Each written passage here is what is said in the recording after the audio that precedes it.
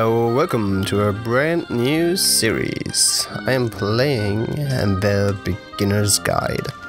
Also, a brand new game. It's from, what's his name, Davey Wreden, the guy that made the Stanley Parable, which is a game I haven't actually played, but I did watch. Yep, it is. WSD and only left mouse button, I guess. Okay, what Hi is there. this? Thank you very much for playing the Beginner's Guide. My name is Davey Wreden. I wrote the Stanley Parable, and while that game tells a pretty absurd story, today I'm going to tell you about a series of events that happened between 2008 and 2011. Alright. We're going to look at the games made by a friend of mine named Coda. Now, these games mean a lot to me. I met Coda in early 2009 at a time when I was really struggling with some personal stuff, and his work pointed me in a very powerful direction. I found it to be a good reference point for the kinds of creative works that I wanted to make. So just to start you off, this is, I think, the first game he ever made. It's a level for Counter-Strike. You can walk around here, by the way. And mostly it's just Coda learning the basics of building a 3D environment. But what I like is that even though he starts from the simple aesthetic of a desert town, he then scatters these colorful abstract blobs and impossible floating crates around the level. And of course, it destroys the illusion that this actually is a desert town, and instead this level becomes a kind of calling card from its creator. It's like a reminder that this video game was constructed by a real person. And it kind of makes you wonder, what was going through his head as he was building this? This is what I like about all of Coda's games.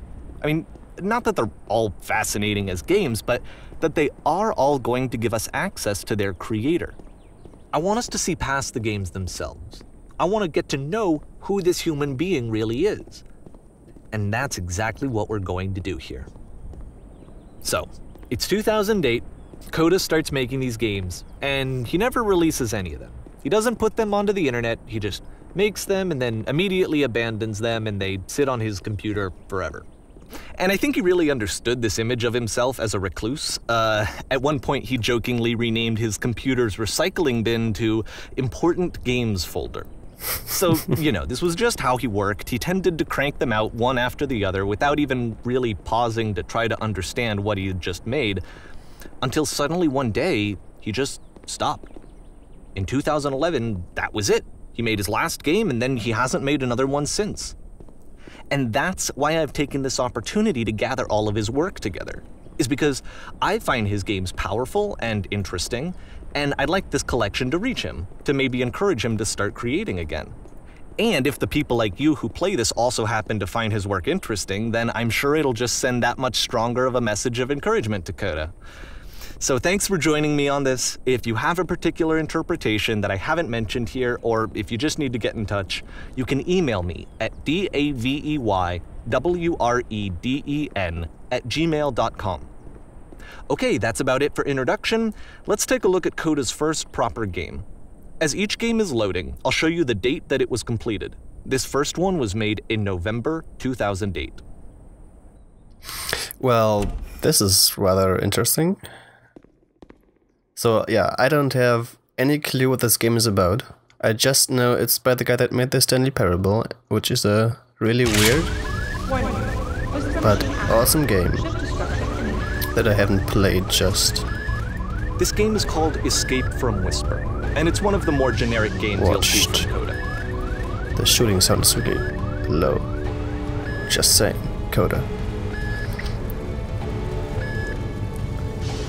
This is kind of blocked off, so I guess we have to go here.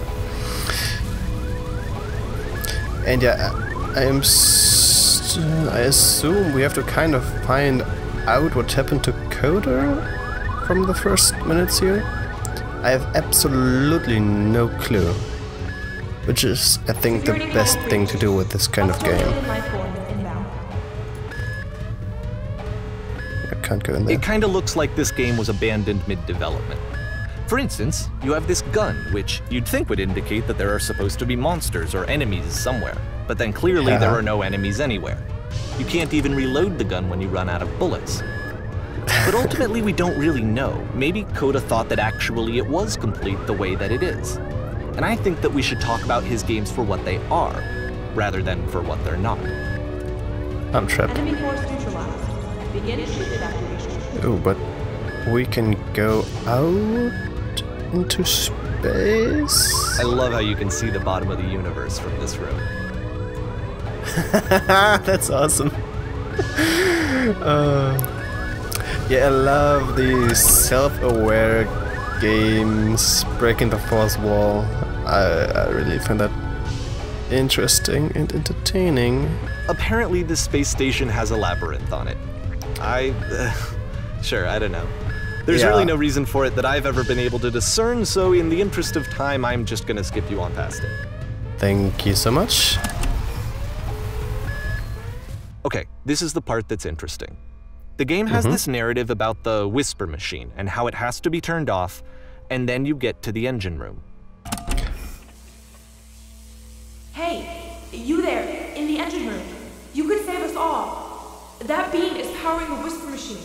We could disrupt it by introducing a great enough heat signature. If your body could stop the beam. It's so much to ask, but for all of our lives, would you do it? Could you give yourself? Okay, so let's break this down. I have to go and kill myself to save who exactly? Because I didn't see no one. I just hear the voice that told me to go kill myself. And without proof... This is not a branching point, unfortunately. The only option is to step into the beam. Yeah, that's what I figured. But let me finish my thought here, yeah? Thank you. So, this is our only option, like I just said. Thank you so much. But... we were presented with a choice, but we don't really have one anyway, so let's go ahead, die. Okay, Let me good. pause here for a second. What you just experienced, stepping into the beam and then dying, is probably what Coda had initially intended when he was developing this level. But when he first compiles and plays it, something goes wrong. There's a bug somewhere.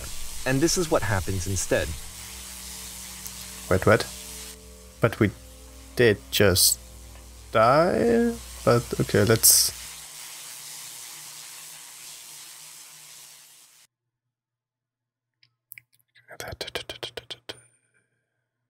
The beam causes you to start floating.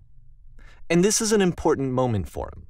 Because yes, this is technically a glitch, but Coda identifies something human about it, like how small it makes you feel in the face of this larger chaotic system. Or this floating could be the afterlife, a peaceful place, juxtaposed against all of the hysteria that you've just had to traverse. I don't even know. I have no idea what he was thinking, but what's clear is that after making this, something lodges itself in his brain. He wants to do more of these really weird and experimental designs.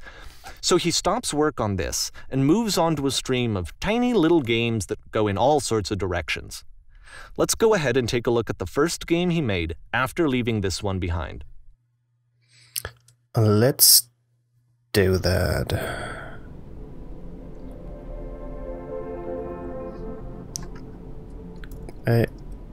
Yep, in this game you can only walk backwards. Wow. Wow. That's a weird artistic choice, I just gotta say.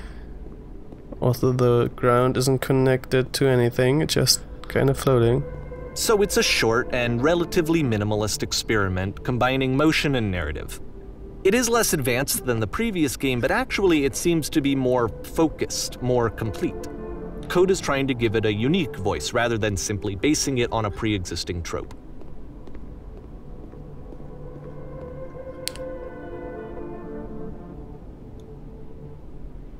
This is really interesting. But weird. I can't walk forwards. But if the future is always behind her, who's her? How will she find the strength to confront it? It's a short little thought, it says what it wants to say, and then it ends. Didn't need anything more than that. which to me is why it works, because it gets out quick. Okay, next one. This is like Slenderman version 00.1. I'm sliding. I hate this.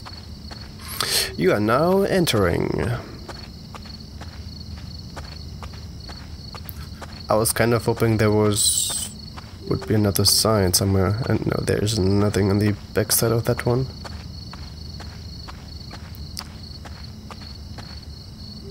And that's it. Okay, the meaning of this game won't be clear just yet. Please be patient with me for a few more games, and I promise you'll see what makes it interesting. What? Oftentimes, Coda would put bizarre titles like this one at the start of his games.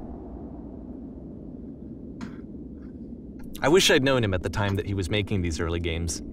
He would really only talk to me about his work as he was making it. Once he stopped work on a game, like, that was it. It was dead to him. And I don't agree with that at all, but what are you gonna do? I mean, that is an interesting... It slows me down while I climb the ladder. Once you've been slowed to an absolute crawl, the door at the top of the stairs opens. So why, if Coda's not showing these games to anyone, why bother opening the door at all? Because I do to still show you, move. I'm modifying the game here so that when you press enter, it'll bring you back up to full speed so you can enter the door for yourself. Okay, but he modified it. We can still move at this very, very slow game. And if you assume that these are real games, which we don't even know, that whatever, I would say this is for dedication. You could take like half an hour to get up there. We are just gonna go and press enter to get up there faster. And then there is probably nothing. Staring at beer game. A key in one game unlocks door and complete a separate game I play. Warm and nice and filled with little ideas for games. A game of only motivational quotes played one after the other while the player cannot move. Stand on X, Coda would often tell me that he didn't mind if people thought of him as cold or distant. He said that he knew that he was actually a vibrant and compassionate person, but that it takes time to really see that. It can be a very slow climb to get there. I read an enemy's emails to beat them. Live on a boat, taking orders from the captain. The captain's always wrong. Oh, what is this? I love it. It's so weird and... But I also love narrated games, so that's a huge plus as well. Might help. And just this exploring... Actually, where are you right now? He didn't say anything, and we still have this kind of orange theme, but... Well, this is new for Coda. It's an actual puzzle. Go ahead and see if you can solve it. An actual puzzle? I only see...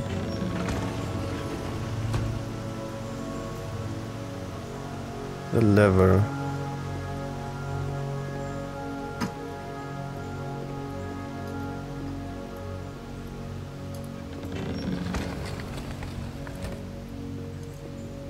Well... Don't forget that solution, because we're going to see this puzzle again soon. We're gonna see it a lot. Okay. What are these 3 dots? Okay, let's keep those in mind. Maybe they help us in the near future here. There we have a ledge. We can jump though. Nicely lit, but empty room. So that seems to be it, right? You walk down a corridor, you solve a puzzle, you get to the end. Simple enough. Alright, now I'm going to modify the game again so that when you press enter, it'll remove all of the walls from this room. Okay. Well, this reminds me of Minecraft X-Ray. There was more to it than we had any way of knowing. I actually find it funny that this game comes after the Stairs game, since they essentially convey the opposite idea. So, in the stairs game, a dull exterior concealed a rich interior. And then, in this level, a dull interior hides this fantastic outer world. Either way, I think that the point is the same, is that most of the time you don't get to know what you're missing, or even that you're missing anything. That's not your role as a player. So if your role here is not to understand, then what is it? Yeah, I can't tell you. Oh, this again. Can we walk? No, we can't walk off the edge. Also, Minecraft caves and mineshaft, that's what I want to say there. You are now exiting. Aha. So, this, combined with the entering game from earlier, tells us that Coda believes his games are connected somehow. It could even be that the stairs game and puzzle game are literally connected in between this and the entering game. There's a bigger picture that all of his games are meant to play a role in, some larger meaning that we won't be able to grasp until we've seen all of them. And once we have, we can step back and start to understand what exactly that bigger picture is.